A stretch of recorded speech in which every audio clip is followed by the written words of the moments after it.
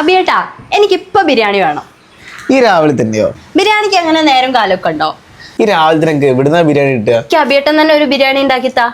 എടോ, എനിക്ക് അതിനെ വേവൊന്നും അറിയില്ല, ഞാൻ ഉണ്ടാക്കിയ ശരിയാവില്ല. അതിനെ ക്വാളിറ്റി ഉള്ള അരി ഉപയോഗിച്ച് കഴിഞ്ഞാൽ വേവൊക്കെ കറക്റ്റ് ആവും. അരിയിൽ അങ്ങനെ ക്വാളിറ്റി ഒക്കെ ഉണ്ടോ? എന്നാ ഒന്ന് കാണിച്ചുണ്ടാ.